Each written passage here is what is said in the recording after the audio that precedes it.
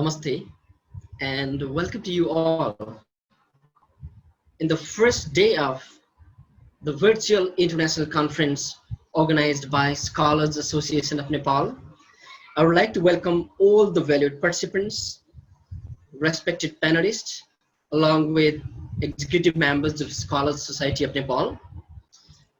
We are going to kick off our conference with the high voltage panel discussion on post-method pedagogy, possibilities, challenges, and opportunities. I would like to welcome you all again, once again, and let me bring the background of this topic of discussion. We have heard, I read in 2007 to 2009, there was one saying by Wingo and Wingo, everything is changeable in this world, words itself. So everything has been changing, and the concept regarding the post-method pedagogy has also come. People say and people argue that the methods are dead, but there are other people who believe that no, methods cannot die. So the history of language teaching has been characterized by the search of most effective way of teaching second and foreign language. The commonest solution was the adoption of teaching approach of methods. And with this all, the concept of post-method pedagogy came into existence by one of the scholars, Professor Kumar Vadivelu. And this concept, though it talks about learners' autonomy, teachers' autonomy, and even the environment also, but there are lots of debates on it, whether post-method pedagogy is concrete idea or not, whether it's principled or blind. And in case of Nepal as well, we're engaged with the different methods. Is it possible to implement post-method pedagogy concept in Nepal? This is the issue of discussion, and what challenges might come. To discuss in this issue, we've invited four special guests: Professor Dr. Raj Awasthi, Professor Richard Smith, Professor Laxman Gnawali, and Professor Gary Burton from University of Auckland, New Zealand. I would like to welcome you all in this panel discussion, and let me introduce our panelist of today's panel discussion. So the first panelist who accepted our invitation here is Professor Gary Burton.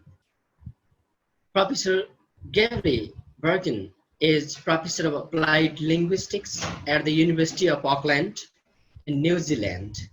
His teaching and research interests are in the areas of language, teacher education, teacher and learner identity, study abroad, and narrative inquiry. He has published many articles and books in these areas and presented workshops and conference papers around the world.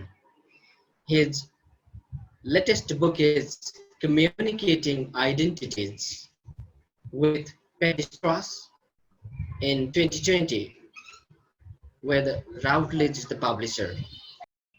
I would like to welcome Professor Gary. Similarly, we have another panelist, Professor Richard Smith.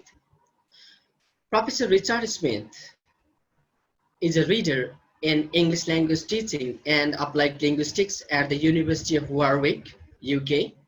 He has worked with teachers from many countries, including as academic advisor to teacher research mentoring schemes in Latin America and South Asia. His most recently published books are Voices of Experiences, Teaching in Low Resources, classroom, autonomy in language learning and teaching, a handbook for exploratory action research, the history of language learning and teaching, and mentoring teachers to research their classroom. I would like to welcome Professor Richard Smith in this forum. Our third panelist of this session is Professor Laxman Gnawali. He's a professor and head of Department of Language Education at Kathmandu University, leads EFL teacher education programs in Nepal, and alumnus of Kathmandu University, Nepal, University of Exeter, England. He taught English language at primary, secondary, and tertiary level before coming to the university to contribute to the field of teacher education and training. He is an acclaimed figure in English language education in Nepal. His national and international contributions include EFL textbooks, articles, and book chapters on the language pedagogy and teacher professional development. A University of Exeter alumnus, Dr. Gnawali, has a repute and outside Nepal for inspiring teachers for professional development through network building. He currently serves NELTA as its senior vice president, and he is also associate dean of Kathmandu University School of Education. I would like to welcome Professor Gnawali in this forum. Now we have another panelist, the guru of gurus, Professor Raj Awasthi. Let me introduce him. Raj Awasthi, born in a remote village of Darsula district of Nepal, started his teaching career in 1975 from Nepalganj campus of Tribhuvan University. His 4-decade-long teaching at Tribhuvan University continued until he took retirement as a professor of English language education in 2015. From 2015, he worked as a founding vice chancellor of Far Western University. Currently, he is visiting faculty at School of Education, Kathmandu University. After his postgraduate studies in English literature and English education from Tribhuvan University, he earned his third master's degree from the University of Michigan in Applied Linguistics as a Fulbright scholar in 1987, where he had an opportunity to study with Professor J.C. Catford, John Swales, Peter Hook, Larry Selinker, Susan Gyas, and John Morley. He completed his PhD in Applied Linguistics from the University of Hyderabad, India in 1995. He won Fulbright postdoctoral scholarship in 2005 to work with Professor Susan Gyas at Michigan State University on second language studies. He has co-authored and co-edited more than 35 textbooks for school and university level students. He has given plenary and key speeches in national and international conferences on English language teaching and education. He was one of the founding members of Linguistic Society of Nepal, Nepal English Language Teacher Association, NELTA, Fulbright Alumni Association of Nepal, and Teacher Educators Society Nepal. Along with, he has also worked as the past president of NELTA and Linguistic Society of Nepal. I would like to welcome Professor Raj Awasthi. Let me begin with Professor Richard Smith. Richard, how do you take post-method pedagogy? Do you think it can substitute other methods? What's your opinion about it? And what is its relevance in the context of Nepal along with the global perspective? Over to you, Professor Richard. Okay, so thank you very much for organizing this. It's a great idea to bring people together like this.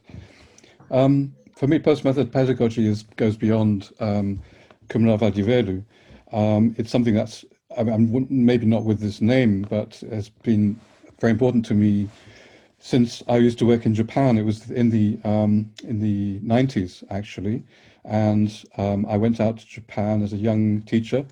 I'd heard about or learned about communicative language teaching, and I went into a high school in Japan and tried to teach in a very communicative way.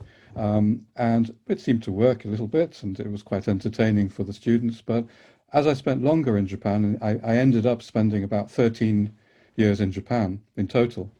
And I became involved in teacher training as well later on when I was at university. But it became clearer and clearer to me in those days that communicative language teaching, as I'd been told was the best method, wasn't going to work in a kind of context like Laxman has been talking about, a kind of different, very different kind of culture and different sort of context than the sort of weak version of communicative language teaching, the PPP approach, which I had been taught, wasn't going to be very appropriate in that kind of context, which was a very examination oriented system, a very reading focused and reader focused system with its own traditions, which we may like to call grammar translation. But personally, I think we should get away from using labels too easily.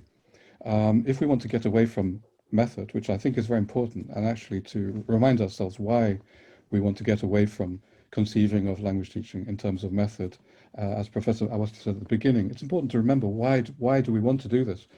Well, and it's interesting, we've been talking a lot about history, but of course there is this history, very history of inappropriate impositions of methods from one context into another context. And Laxman was also talking about the way that may have happened a lot from Britain and USA outwards into countries around the world. And important, very important, this is also how I see the post-method necessity, as Laxman was saying, from a context where one kind of teacher is teaching out into another kind of context. And this is absolutely where what you've called Kumravadivelu's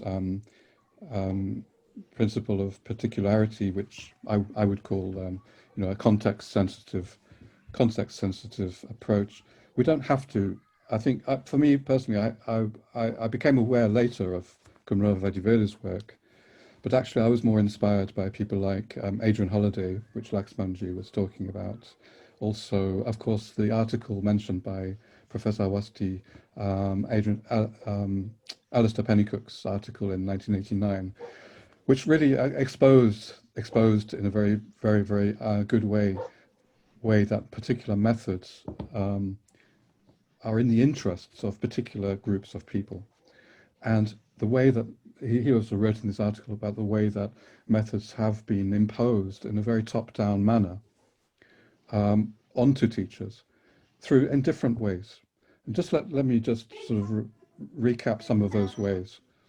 The world of English language teaching is a very commercially driven area. So there are commercial interests. There are people out to make money from different ideas, different kinds of material, different ideas of how people should be teaching and learning. It's a very commercially oriented business, if you like. And that has gone through history, even back further into the 19th century. That was an era of methods as well. It wasn't just the 20th century. There were all sorts of different methods being produced by people like Berlitz, even earlier, various mid-19th century writers of manuals, of textbooks. And the word method was originally, I think, applied to different textbooks, and I'll come back to that a little bit later, because textbooks contain methods. Textbooks themselves contain prescriptions of how people should teach or learn, and I think that is one way in which methods are still imposed, whether or not we think we are living in a post-method era. And I'd also like to just mention the idea, anyway, that university researchers are also involved in the business of maybe often prescribing, telling teachers how they should be teaching. And we should, as university teachers, we should not exclude ourselves from the business or the sort of the problem, if you like, of teachers always being told how they should be teaching, and from a different context. Now, it may be from research, but what kinds of research and how valid is research? There's just one more thing about the history. The idea of post-method, even if it wasn't called post-method, it's not so new. In fact, going back into history, into the 19th century, the whole field really of applied linguistics was set up to go against all of these people trying to sell their methods. So somebody like Henry Sweet in 1899, he published a book called The Principles of Language Study, and his whole point was we mustn't just follow recipes for teaching, we need a scientific basis. And that was it wasn't called applied linguistics either, but that was the beginning of the idea that our language teaching should be based on research and not just on whatever ideas people want to sell. The problem, though, there is that he had a very, very prescriptive view of what language teaching should be based on, which was basically phonetics.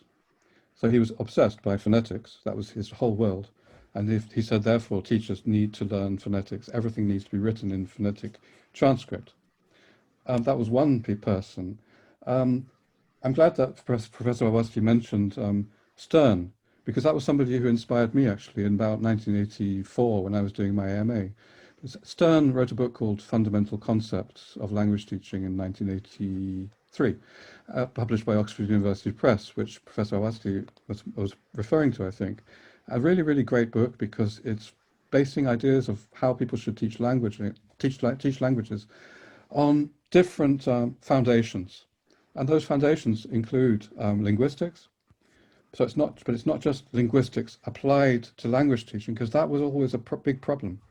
That was an imposition that the audiolingual, the structural linguists, Fries and people like that, also very narrow-mindedly saying that linguistics should be applied to language teaching, and if later on maybe a behaviorist psychology. So researchers are not free of guilt for imposing ideas onto teachers, and we need to rethink what kind of research is relevant to language teaching. I think it's not so Sweet set up a kind of applied linguistics. The audiolingual, the structuralists and the behaviorists, they wanted to create a kind of new method, actually, even though it was an academic approach, a research-based approach, it was still a method. And I just want to mention one of my heroes, who I wrote my PhD about, whose name is Harold Palmer. And this was between Sweet, he was influenced by Sweet, Harold Palmer in the 20s and the 30s. In actually 1917, he wrote a book called The Scientific Study of Language Teaching, where in the preface he said, what we need now is not methods. What we need now is a basis for methods, or a basis for language teaching.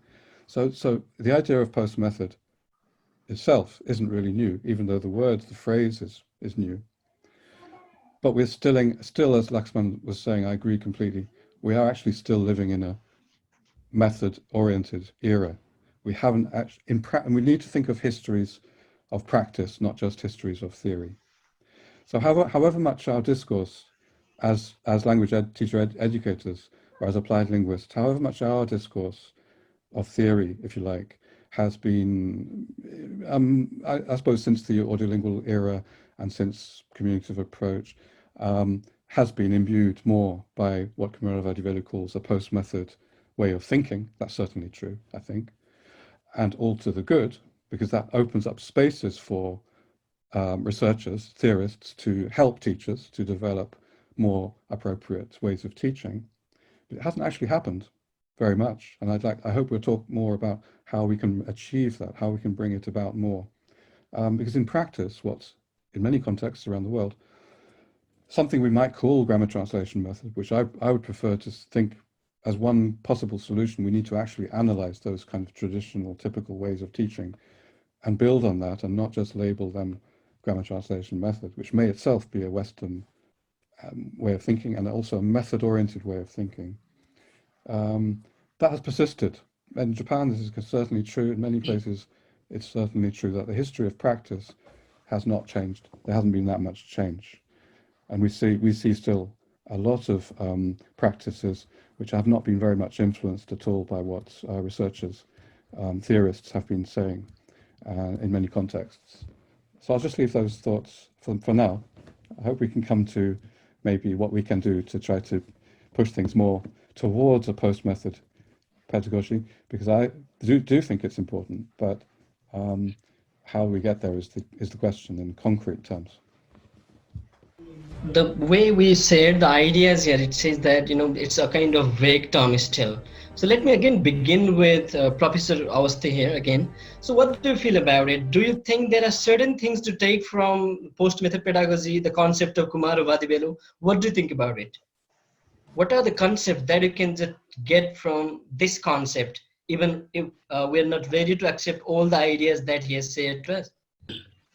As my predecessors were saying, there's nothing new that Kumar brought in. So if you talk about, as Richard said, particularity, I mean, we've been talking about a particular situation where we have to address. For example, when you say contextualize in CLT, even in audiolingual method also, we said, well, we have to contextualize the language in order to make the student understand. So now, if you talk about theorizing and practicing, yeah, we moved from theory to practice. But what he said is, let's practice it and theorize it. So he gives this whole bunch of burden on the teachers. Now you practice it and think of the theories that you can develop. Okay, so this is what he brings in as a part of new thing, making the teachers themselves theory propounder. They have to theorize through the practice they do. So there may be several theories, because each teacher will be coming up with a new theory in each class, because the classes are different, students are different, contexts are different. In that case, each teacher will be coming up with different theories as per his class. But when he talks about, as Gary said, macro strategies, if you look at those 10 macro strategies, I think they exist in almost all the methods. When you talk about giving maximum opportunity to the learners, they are there. Interaction, of course, you hold interaction in the classroom. We always say that, well, the students should interact in the classroom. And then we talk about contextualizing linguistic input. Definitely, we have already kept it in OSS or audiolingual method also. And then integrating skills, definitely we always taught our students to integrate the skills, taught our teachers to integrate the skills. Don't isolate, say, reading only, not writing, but all these, say, skills get integrated. The only concept of, in our part, he brought the concept of learner autonomy and then teacher autonomy, and then cultural awareness. So this is the cry of the third world country, as Laxman sir was saying, that we have been imposed by the methods from the Bana countries, and therefore we wanted to have the liberation, at least coin some new words. So this raising cultural awareness is a kind of third world cry, I think Kumar represented. He wanted to have the learner identity and then ethnicity and different languages. Laxman sir was saying that, say, teaching of English has overshadowed indigenous language and language of the country also. So maybe this is a kind of, he wanted to ventilate that, well, everyone's cry should be heard. So therefore, cultural awareness is a new concept that he brings in. But as I told you earlier, it's nothing new. But what Kumar wanted to do is modification. And Lakshman sir also said eclecticism, but he doesn't agree the word eclecticism, but it's definitely eclecticism. You bring this task from there, this thing from there. So it's a kind of piecemeal from different methodologies, and then give it a name that is post method. But, if you look at Dan Larson, Friedman, and other people, they have refuted the word death of the methodology. I mean, methods are not dead. We are still working on them. Maybe contextually, we may have to work on, because, in Nepal also, when you say, when you look at the new syllabuses of grade 11, 12, or 9 and 10 syllabus, what they included now is socio-cultural perspective.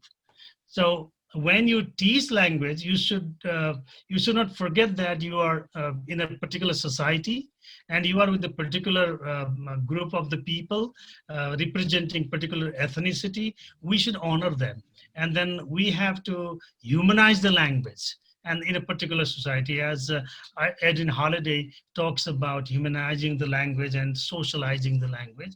So I think that Kumar hasn't gone very far.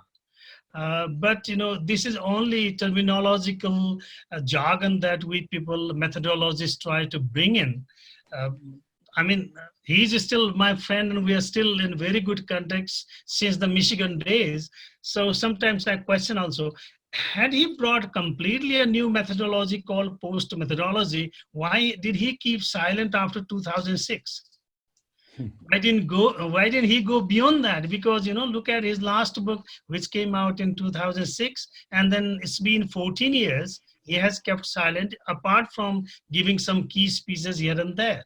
So therefore, what I feel is, we have the methodology. We haven't deviated from a methodology. We have the methods, but we are putting in some tidbits, perhaps say, that fit in the particular context.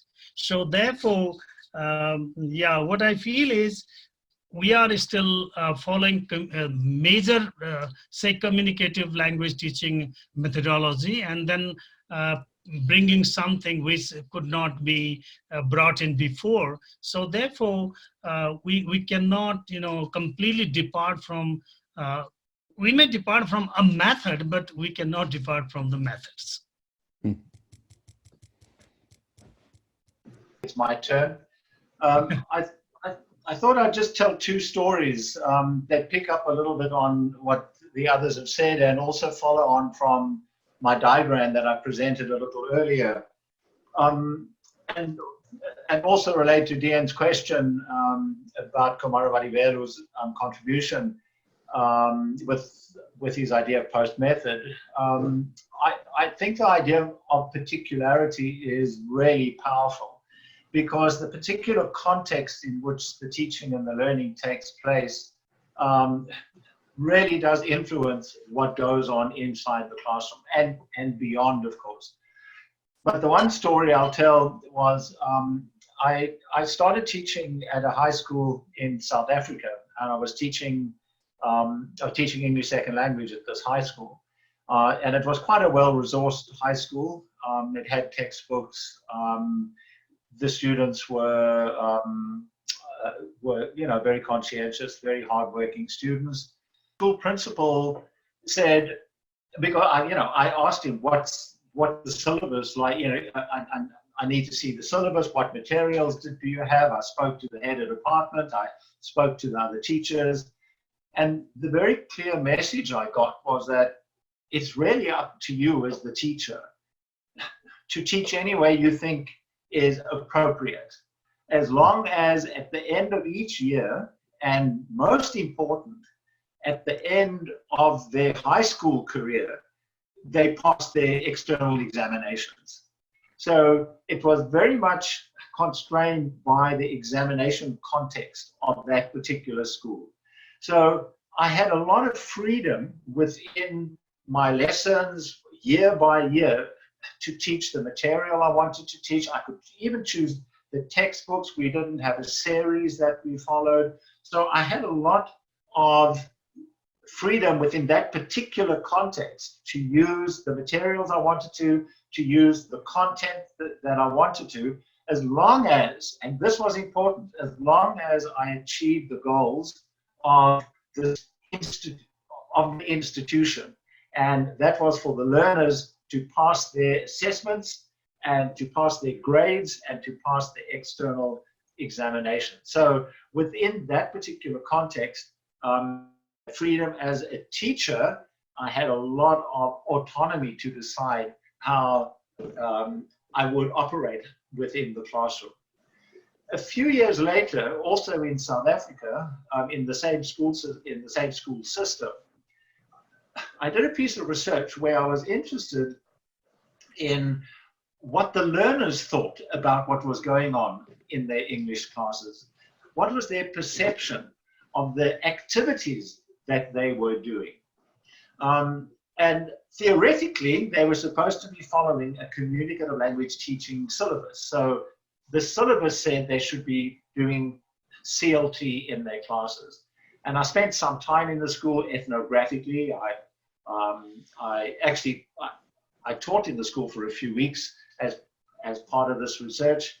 I observed a lot of classes, and just like some of you have said, I saw some communicative activities, but I saw a lot of focus on grammar and focus on vocabulary, even focus on very superficial spelling, for example, in writing. And the research I did was to distribute a survey in which I asked them to focus on 15 different activities that they did in their English classes. And they needed to rank these activities in terms of how useful they thought they were, and how much they enjoyed them, and how much they thought they were going to be useful when they finished school, and they could use these English skills for further study or for employment or whatever. And what was really interesting was that in my interviews with the teachers insisted that they taught communicative language teaching method. But what the learners said was that what they found most useful and what they enjoyed the most were all the mechanical type activities that they did, such as having their spelling corrected, such as doing grammar exercises, such as all the sort of technical things that had to do, that you would associate with grammar translation, or you would associate with the audiolingual repetition type activities. And that's what the students really enjoyed. They found that that's where they could see their learning taking place. They could feel that they were actually learning because they could get something marked correct, or the teacher would say, that's right. It wasn't as vague as, taking part in a role play or taking part in some group work discussion and not knowing what the outcome was at the end of it. So once again, if you look at those three connecting circles, you've got the teacher teaching a particular method or attempting to. You've got the context, which requires a syllabus in some way, but you've got the learner who has an interest, who's got an attitude, who's got a desire and a need as well. So those two stories were actually quite different in terms of having the freedom to do what I wanted to as a teacher, but very important, having a goal to achieve. And that was very strict in the school about making sure everyone passed, but having the freedom to use whatever methods I wanted to. And then in that other school where there was this sort of conflict, this contradiction, where there was supposedly communicative language teaching going on from the teacher's perspective, but the learners much preferring to have a more sort of technical, mechanical grammar translation approach taking place in the classroom. So my point in those two stories is that the particularity of the context of what's going on in the institution, in the school, is very, very powerful in any post-method pedagogy, I believe. Thank you. Okay. Thank you. So the same question I'll put to Professor Gnawali, but with some reformation here. The question is like this. Okay, for example, the post-method pedagogy is a bit vague term, it's all right. Now, the thing is that there are few things to take from post-method pedagogy. For example, the concept of particularity or the learner's autonomy or teacher's autonomy. Having these all things accepted, how do you take it? Do you think it's possible in case of Nepal? What is its prospect? Thank you. Because post-method pedagogy is not, as I said earlier, and as other panelists have already shared, there is no clear-cut concrete object that is post-method pedagogy. So it's not that easy to give an answer, that may make sense to all. But about this autonomy of the teachers, I have got a sort of a dichotomous concept here. When we train teachers, and then when we bring the concept of post-method pedagogy, we might be doing one of the two. One of the two concepts we might be giving. One, liberating. Because when we train teachers for particular method or approach, then the teacher tries to follow that or put that into practice. And if something is not maintained as per the criteria of that approach or method, then the teacher may feel bad. So when we say post-method pedagogy, that is, there is no best method, and you can localize, you can contextualize, you can, devise your own, sort of idiosyncratic way of teaching language, then you are liberating the teacher. Okay, the teacher doesn't feel bad about, okay, what I'm doing, as long as what he or she teaches is doing a successful job. But for the beginning teachers who have not actually got the essence, the particular praxis of the method or approach that they're learning, then these teachers would want some answer, some prescription, some black and white information for them. Then this may sort of become abdicating for, on part of the trainers. When you let go of something, then either you are liberating or you are abdicating. Okay, so for informed teachers, maybe you're liberating. For teachers who have got their own grounds, you're liberating.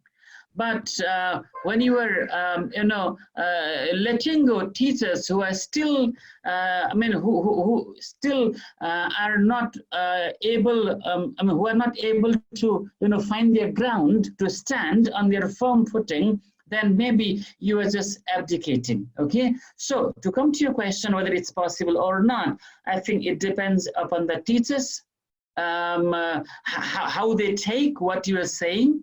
And then how much they can actually handle their own situation.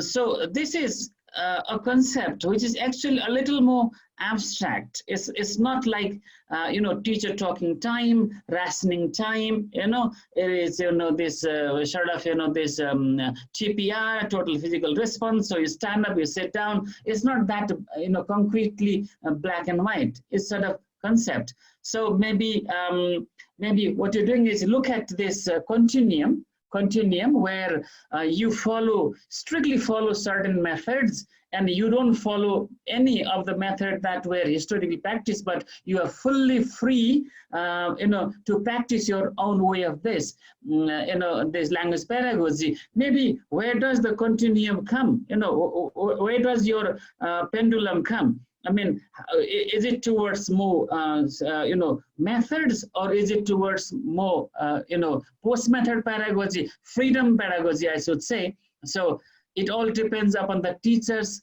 know-how, teacher's understanding, and teacher's context. Again, I should say, there is no black and white answer. Thank you. Over to Professor Richard Smith on the same question. Very interesting discussion, and I think we have a problem here that the For me, I'll just say what I think about Kumaravati Velu's work. I find very theoretical, and this goes back to Professor Awasti's points, and it's very interesting that you know him personally. Of course, he and I completely understand what you're saying, Professor Awasthi, about how, as a scholar from the global south, it's very important. It was very important that he, along with people like Suresh Kanagaraja, and of course before that Prabhu, should be expressing their voice in a context where, at that time, all the voices that we saw in the journals were really native speaker UK, US researchers, and it was a very important moment, I think, that should happen. And I think he's been very inspiring, actually. I could tell. I went to a conference in India, and he was a very inspiring person for those people at Warwick University, the conference there. Personally, though, as I said in my own story, it wasn't by Kumaravati Velu that I was inspired. I was inspired by holiday and by my own experience, and attempting to try to teach in a more appropriate way. Let me share my own little story, as Gary did, rather similar actually. I started to teach in a university, and I had quite a lot of freedom to teach in my own way. I also had freedom to assess the students in my own way, which was something I don't enjoy now as a freedom. And that enabled me to actually go much more with the context and go much more with the second story you shared, Gary, with what the students were telling me. And I went out deliberately to try to find out from the students what they felt would be appropriate for them to learn. And as you said, Gary, a lot of those ideas that the students had were what you might call rather traditional ideas. But I decided to go with what they were saying to me and develop a kind of project work approach, which was very, very learner-centered, based on what the students were coming to me with. Now, you might say, well, that's another kind of Western imposed approach. And I wrote about this quite a lot because I resented that idea, actually, that it was I called it an autonomy approach, or people were talking about autonomy. And you might very well say, well, autonomy is a Western concept.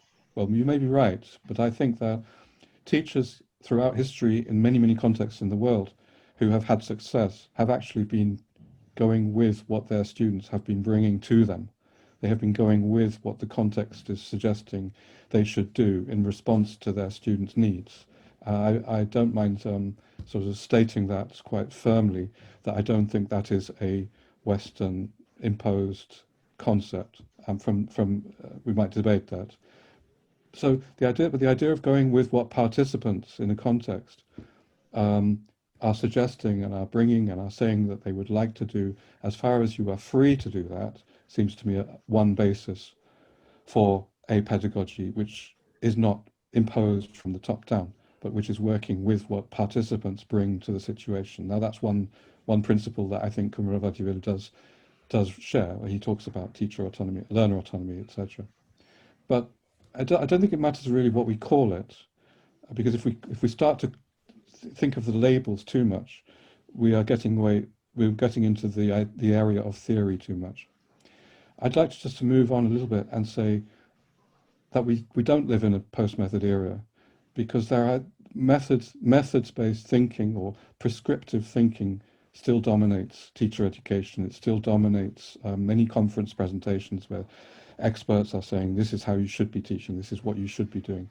I think we need a radical, if we're really going to be serious about moving into a different way of thinking, we need a radical shift of thinking in how we what we do with teachers as teacher educators, because I think we are talking here as teacher educators and as researchers.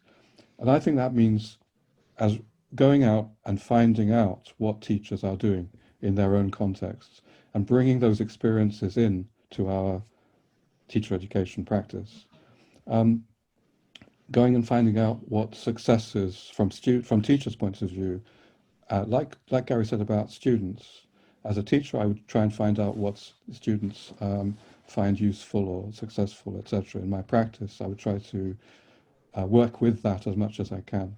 As a teacher educator, I would want to go out and try to find out what teachers are doing in their context, and what do they say about what is working or not working, rather than going from the theory, the SLA theory, or the linguistics theory. In their context, they are the ones who know best. They are the experts of their context, and not in a theoretical way. I know if we say, well, teachers need to be the transformative intellectuals, etc. Let's not be too theoretical about it. Teachers inevitably are the only ones really who can improve the situation, who can teach in an appropriate way.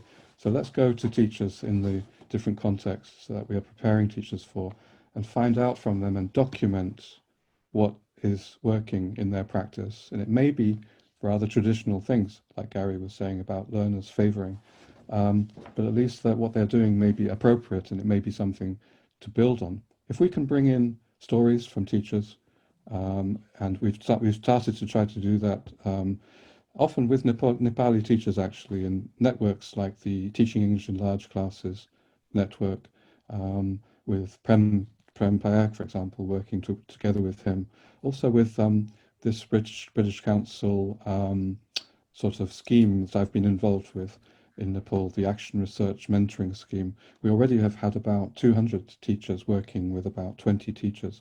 And their small exploratory action research stories are quite inspiring, I think. And teacher educators could be using those stories. The problem is that in most contexts around the world, there's not enough material for teacher educators, which is coming from the context. So teacher educators are working with Larson Freeman.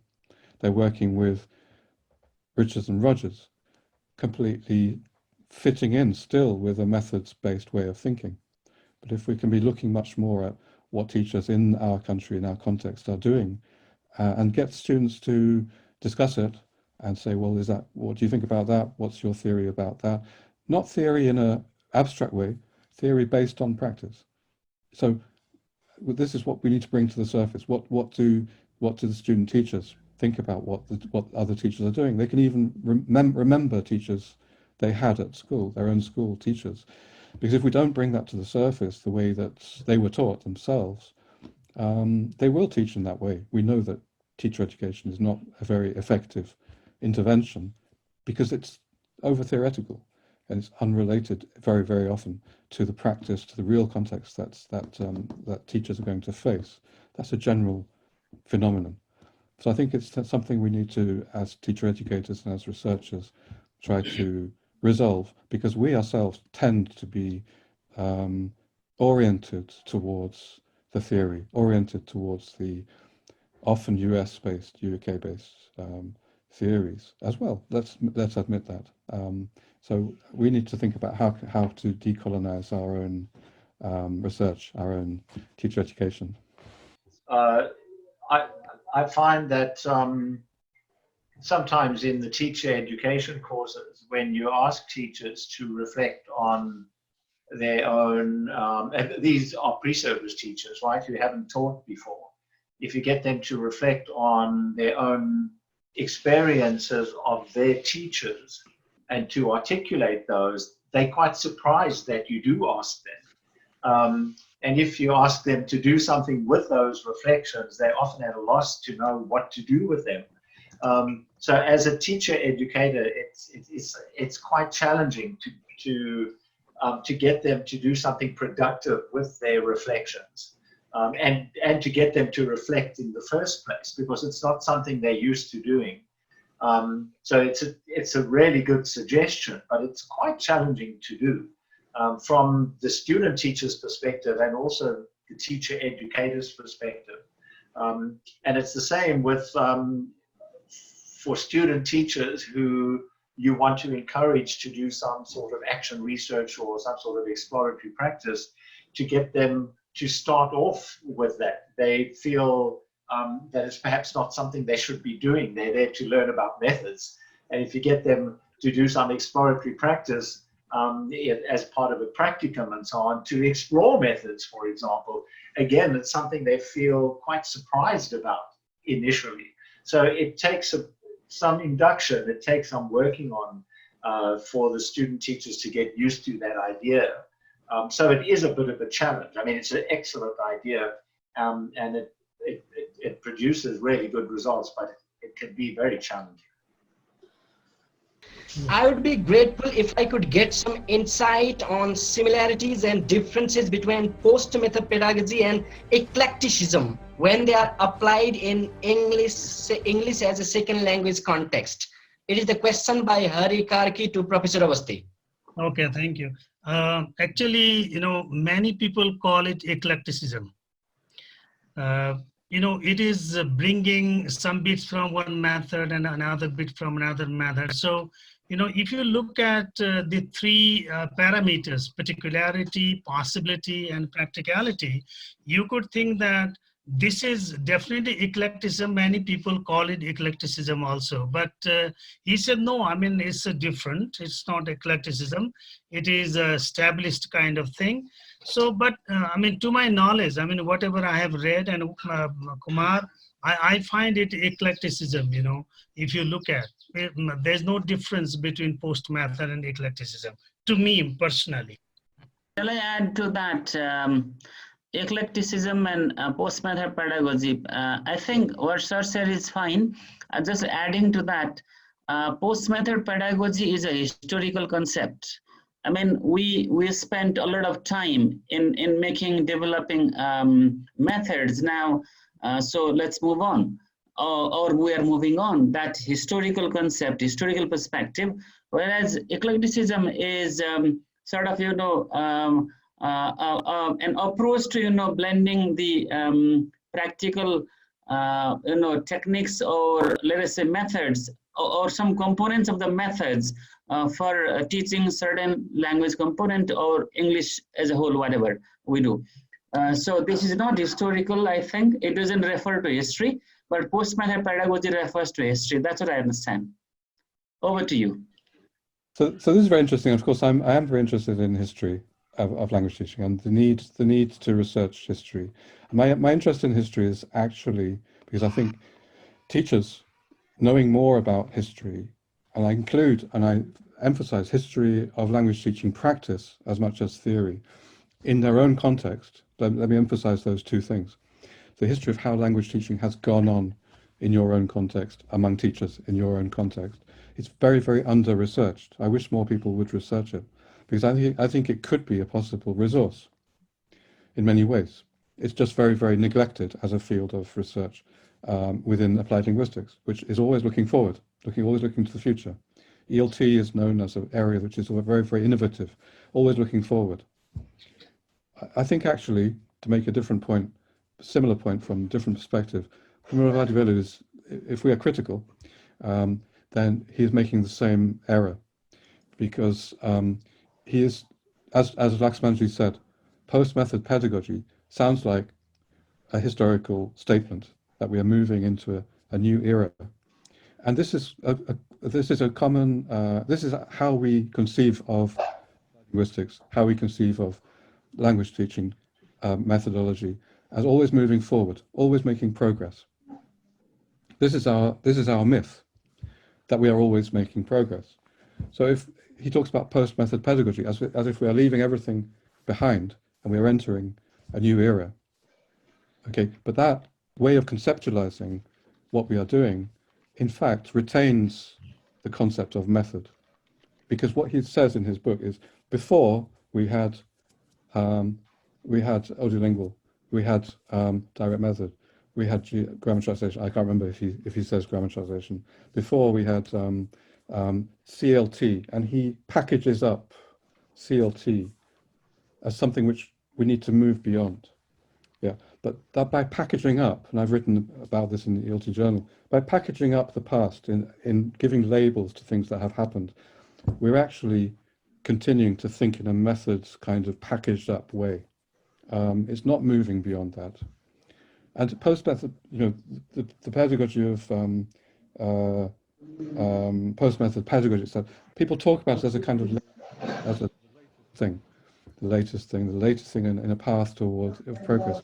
We're actually denying ourselves the possibility of using the past as a resource by talking about everything that went before as something that was wrong. So we're actually denying ourselves the possibility of criticism,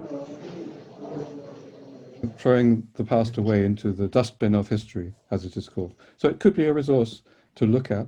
It could be something that teachers in Nepal could look at as to how teachers in the past have taught and what was good about it, what was so bad about it.